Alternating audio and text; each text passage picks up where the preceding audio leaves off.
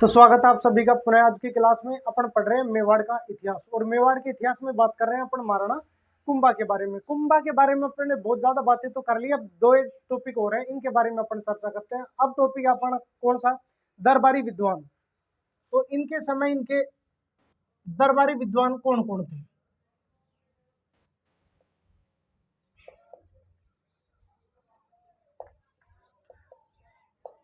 पिछली क्लास में अपने लास्ट टॉपिक बात किया था, इनकी कुंभा की पुत्री थी कौन? रमाबाई, जिनके बारे में उपाधि पढ़ी थी अपन ने, कौन सी? बागेश्वरी की उपाधि दी थी उन्हें संगीत में निपुण होने के कारण। उसके अलावा उनको जावर की जो परगना था वो भी दिया था किसने? कुंभा ने। अब वो बात कर रहे हैं अपन किनके? दरबारी विद्वानों की। दरबारी विद्वान कौन कौन थे इनके? तो एक थे कान्हा व्यास। कान्हा व्यास,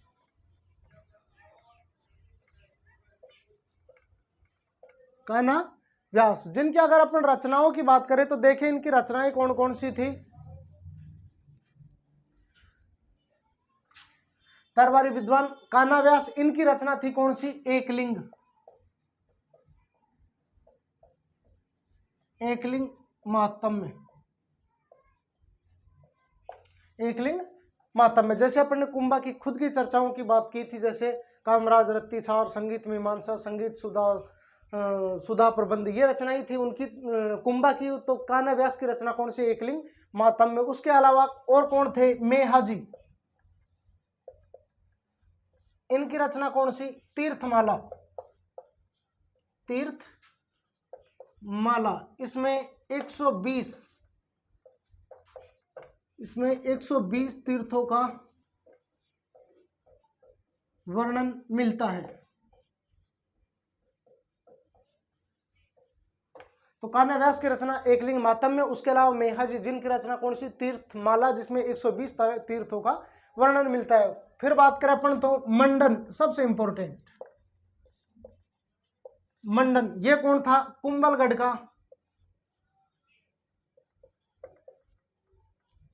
का वास्तुकार।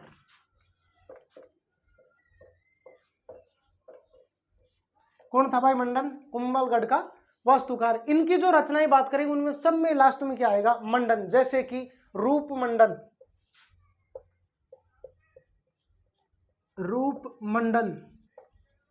उसके अलावा प्रासाद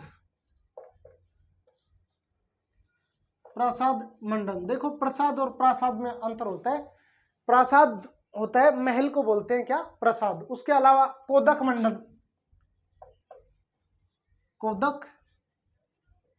मंडन, ये इंपॉर्टेंट है कि इनकी मंडन की। तो मंडन कौन था? कुंभलगढ़ का वास्तुकार। इनकी रचना है रूप मंडन, प्रसाद मंडन और कोदक मंडन। उसके अलावा और बात करें अपन नाथा, अगर नाथा की बात करें तो ये था मंडन का भाई,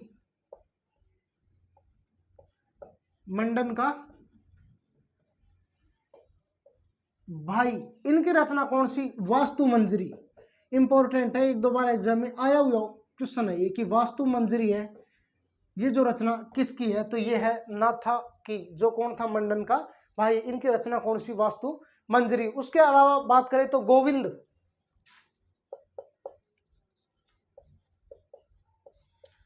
अगर गोविंद की बात करें कौन था? तो ये था मंडन का पुत्र।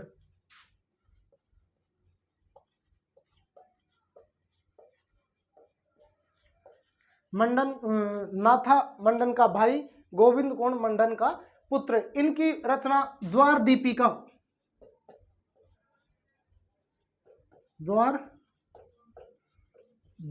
उसके अलावा कला निधि।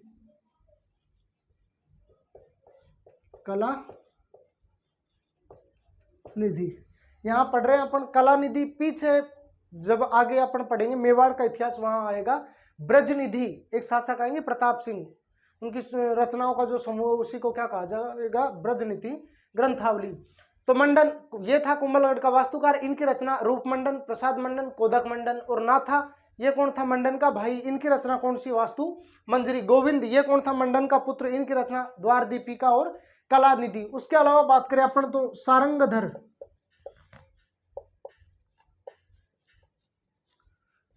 ये था कुंभा का कौन? संगीत गुरु। ये था कुंभा का संगीत गुरु। उसके अलावा हीरानंद जैन मुनि,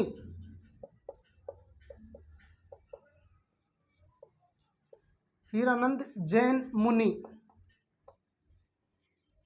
ये था कौन? कुंभा का गुरु। मतलब ये तो सारंगधर तो है संगीत गुरु, और हीरानंद जैन मुनि है जो ऑल ओवर क्या है? कुंभा का गुरु। तो ये कुछ दरबारी विद्वान थे किसके? महाराणा कुंभा के। सबसे पहला कौन था?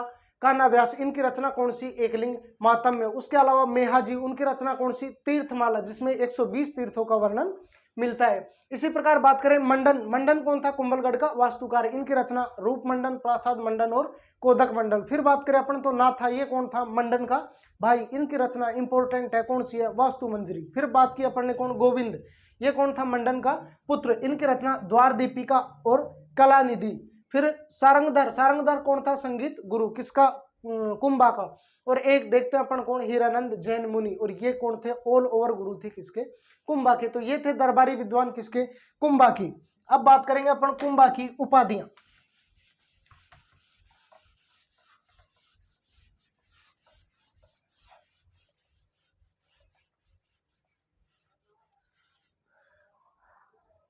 उपाधियां देखो कुंभा की।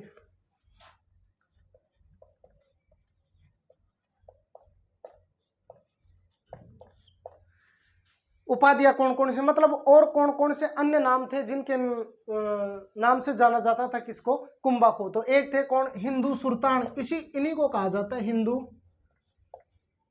सुल्तान।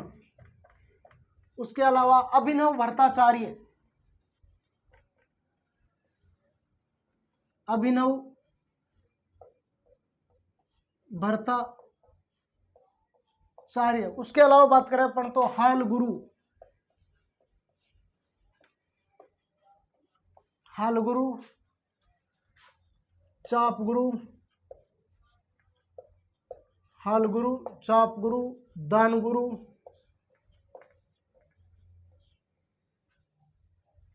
राणा रासो,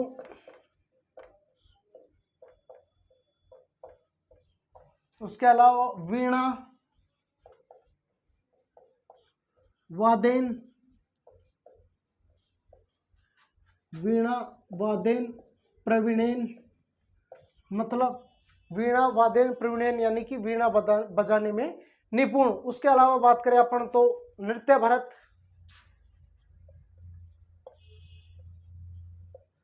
नृत्य भरत। ये कुछ इंपॉर्टेंट उपाधियां हैं किनकी? महाराणा कुंभा की। इन्हीं को कहा जाता है क्या? हिंदू सुल्तान। उसके अलावा अभिनव भट्टाचार्य, हाल गुरु, चाप गुरु, दान गुरु, राणा रासो, वीणा वादेन प्रवीणेन यानी कि वीणा बजाने में निपुण, और नृत्य भरत, वो भी इन्हीं को कहा जाता है। यह भी पूछा जाता है कि कुंभा कौन सा वाद्यंत्र बजाने में निपुण थे? तो वो कौन सा है? वीणा बजाने में निपुण थे। इन्हीं के समय अगर इनकी बात करें अंतिम समय में कुंभा की हत्या, तो कुंभा की हत्या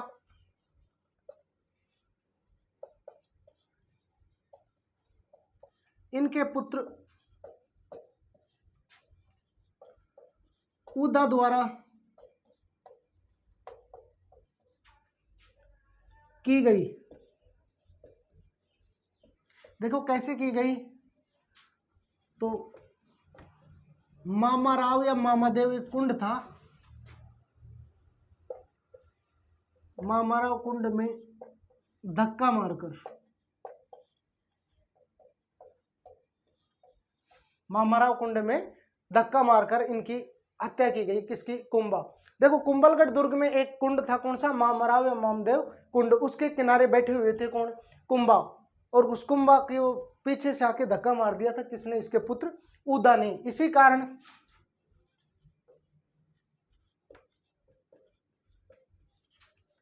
उदा को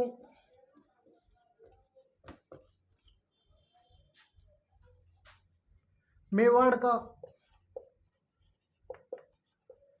पितृहंता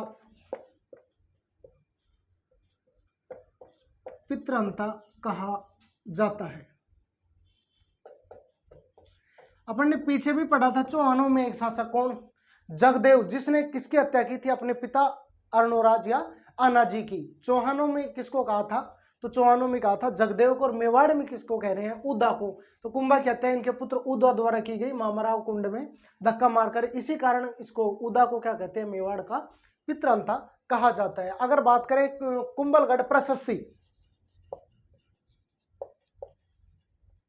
कुंभलगढ़ प्रशस्ति इंपॉर्टेंट लाइन है। इसकी रचना किसके द्वारा की, महेश भट्ट।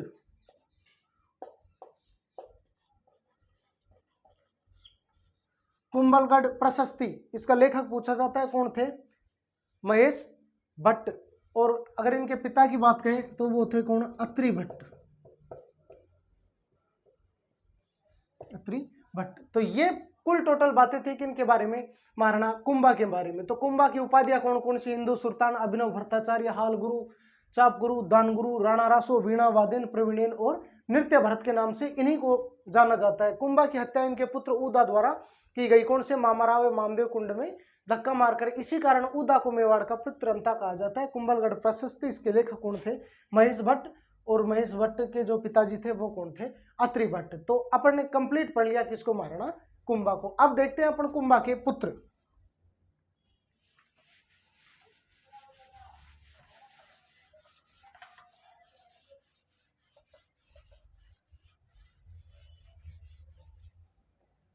देखो कुंभा के पुत्र काम में दो आएंगे अपने, कौन कौन से, एक तो रायमल और दूसरा कौन, अभी बात कर लिया अपन ने, उदा। अभी इनके बीच चलेगा क्या, उत्तराधिकार का युद्ध। बड़ा पुत्र कौन, रायमल, कौन, रायमल।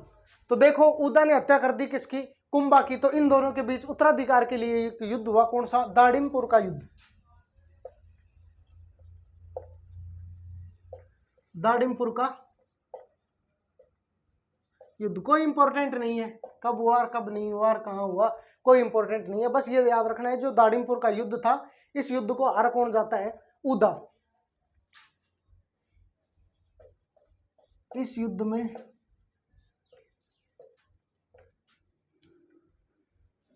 उदा हार जाता है और मालवा चला जाता है। तो दाड़िमपुर के युद्ध में जीत तो कौन गया, रायमल, और हार कौन गया, उदा। अब ये कहां चला गया, मालवा, जहां मालवा में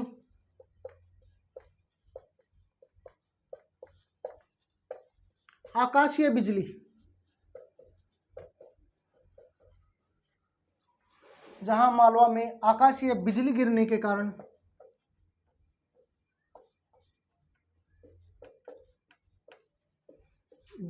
कारण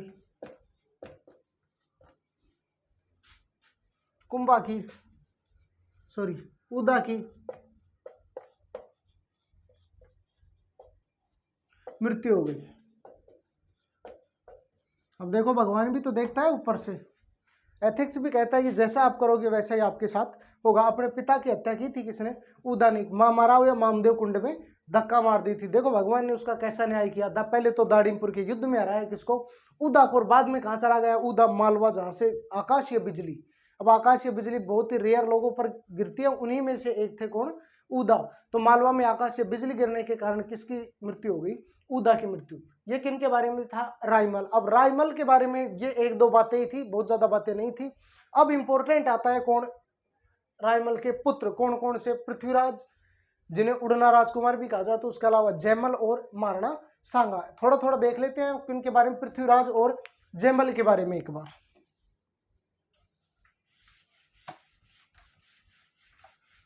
तो दाड़िमपुर के युद्ध में हारकर कहां चला गया था, मालवा, कौन, महाराणा उदा, जहां आकाशीय बिजली गिरने के कारण इनकी मृत्यु हो गई।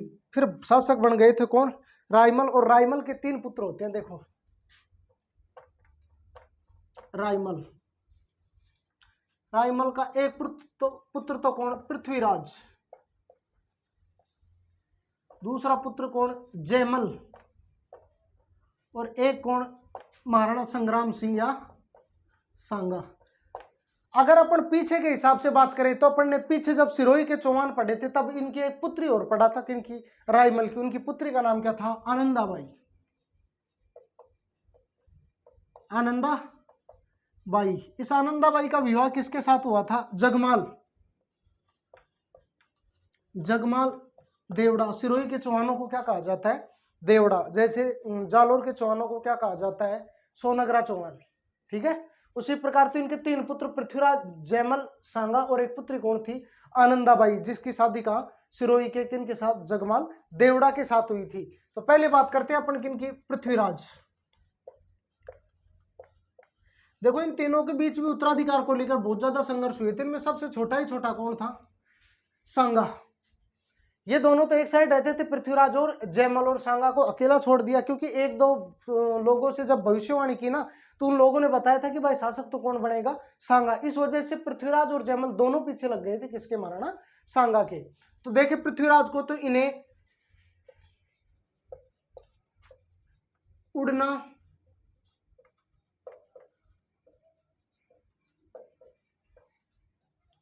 उड़ना राजकुमार भी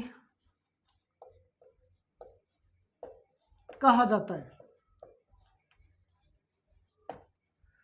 बहुत तेज घुड़सवारी करने के लिए प्रसिद्ध थे, इसी वजह से कहा जाता है इनको उड़ना राजकुमार। इनकी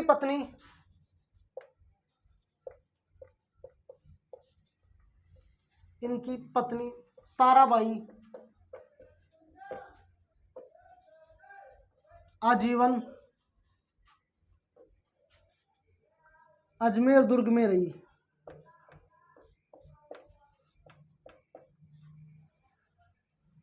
अजमेर दुर्ग में रही।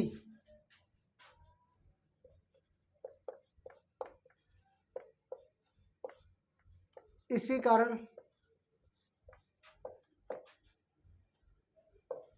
अजमेर दुर्ग को तारागढ़ दुर्ग भी कहा जाता है। अजमेर दुर्ग को तारागढ़ दुर्ग भी कहा जाता है। एक तारागढ़ दुर्ग हो रहा है कहाँ? बूंदी में। ठीक है। अजमेर दुर्ग को तारागढ़, इस अजमेर दुर्ग को एक नाम हो रहा है कौन सा? गठबीडली दुर्ग, क्योंकि वो कौन सी पहाड़ी पर है? गठबीडली पहाड़ी पर। जैसे आरपीएससी का भवन है वो भी कहाँ है? अजमेर में। जो कौन सी घाटी पर है? एक बार एग्जाम में पूछा हुआ क्वेश्चन है कि आरपीएससी जो कार्यालय है वो घुंगरू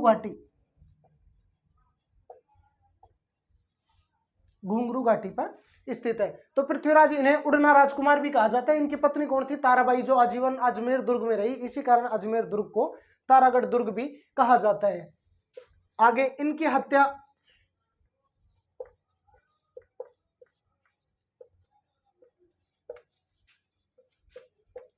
सिरोही के जगमाल देवड़ा, जो कौन थे? बहनोई थे किनके? पृथ्वीराज के। देखो पृथ्वीराज, रायमल के 3 पुत्र पृथ्वीराज, जयमल और सांगा, और एक पुत्री कौन सी? आनंदाबाई। इस आनंदाबाई का विवाह कर दिया था किसके साथ? जगमाल देवड़ा के साथ, जो कहाँ के शासक थे? सिरोही के। बीच में आपसी मनमुटाव हो गया था आनंदाबाई के और जगमाल के। उसको समझाने के लिए जाता है कौन? पृथ्वीराज इस जगमाल के पास। मैटर को शांत भी कर देता है, लेकिन आते समय इसको लड्डू बांध के देता है कौन? जगमाल देवड़ा, और उनमें जहर मिला दिया जाता है। उसी जहर के लड्डू खाने के कारण मृत्यु हो जाती है किसकी? पृथ्वीराज की, जिन्हीं को क्या कहा जाता है? उड़ना राजकुमार। तो इनकी हत्या सिरोही के जगमाल देवड़ा द्वारा की गई। ये भी लिख लेना, कैसे? जहर देकर। अगर इनकी छतरी की बात करें, इनकी छतरी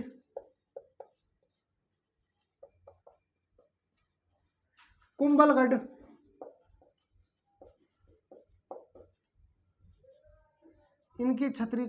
दुर्ग में है, जो 12 खंभों की है। जो 12 खंभों की बनी हुई है। तो इनकी छतरी कहाँ है? कुंभलगढ़ दुर्ग में, जो कितने खंभों की है? तो कितने खंभों की है भाई? 12 खंभों की छतरी है किसकी? पृथ्वीराज। तो पृथ्वीराज इन्हें कहा जाता है उड़ना राजकुमार। इनकी पत्नी आजीवन तारागढ़ अजमेर दुर्ग में रही, इसी कारण अजमेर दुर्ग को क्या कहा जाता है? तारागढ़ दुर्ग भी। इनकी हत्या किसके द्वारा? इनके बहनों को जगमाल देवड़ा द्वारा की गई। कैसे? जहर देकर। इनकी छतरी कहाँ है? कुंभलगढ़ दुर्ग में है, जो कितने खंभों की है? 12 खंभों की छतरी है। अगला देख लेते हैं, एक लाइन है, इसका भाई कौन? जयमल। तो पृथ्वीराज हो गया। अगला कौन है? इसका भाई कौन? जयमल। तो यह है सोलंकियों के खिलाफ, यह सोलंकियों के खिलाफ लड़ता हुआ मारा गया, लड़ता हुआ। तो आज की क्लास में अपन ने दो के बारे में बात कर ली, पृथ्वीराज और जयमल के बारे में। नेक्स्ट क्लास से शुरुआत करेंगे अपन किन के बारे में? महाराणा सांगा के बारे में। और दो से लगभग पूरी 3 क्लास लगेंगे किन के बारे में? महाराणा सांगा के बारे में। तो ये थे, अपन ने आज बात कर ली किन के बारे में? पृथ्वीराज, उड़ना राजकुमार, तारा, इनकी पत्नी कौन? ताराबाई। कहाँ? अजमेर दुर्ग में, इसी कारण उसको तारागढ़ दुर्ग। इनकी हत्या सिरोही के जगमाल देवड़ा। और इनकी छतरी कहाँ है? कुंभलगढ़ में, जो कितनों खंभों की है? 12 खंभों की। जयमल या कब? सोलंकियों के खिलाफ लड़ता हुआ मारा गया। और पीछे चर्चा की अपन ने किनके? महाराणा कुंभा के दरबारी विद्वान कौन कौन? कान्हा व्यास, जिनकी रचना कौन सी? एकलिंग महात्म्य। उसके अलावा मेहाजी, जिनकी रचना तीर्थमाला, जिसमें 120 तीर्थों का वर्णन है। उसके अलावा मंडन, जो कुंभलगढ़ का वास्तुकार था, उनकी रचना रूप मंडल, प्रसाद मंडल और कोदक मंडल। उसके बाद बात की थी अपन ने किन के बारे में? नाथा के बारे में, जो मंडन का भाई था। उनकी रचना कौन सी थी? वास्तु मंजरी। उसके अलावा गोविंद, गोविंद कौन था? मंडन का पुत्र, जिसकी रचना कौन सी? द्वार दीपिका और कलानिधि। ब्रजनिधि अपन प्रताप पढ़ेंगे, कहाँ का? आमेर का शासक, जिनके समय पढ़ेंगे। उसके अलावा सारंगधर कौन था? संगीत गुरु। और हीरानंद जैन मुनि था, वो कौन था? ऑल ओवर गुरु था, किसका? महाराणा कुंभा का। उसके बाद बात की थी अपन ने किनकी उपाधियों की? किसकी? महाराणा कुंभा की। तो हिंदू सूरज, अभिनव भट्टाचार्य, हाल गुरु, चाप गुरु, राणा रासो, दान गुरु, वीणा वादेन, प्रवीणेन, ये कुछ उपाधियां थी किसकी? महाराणा कुंभा की। उसके बाद बात की थी अपन ने किन के बारे में? रायमल, 3 पुत्र, पृथ्वीराज, जयमल, सांगा, और उनके पुत्र थे कौन? आनंदाबाई। तो धन्यवाद आप सभी का इतनी देर धैर्य से सुनने के लिए।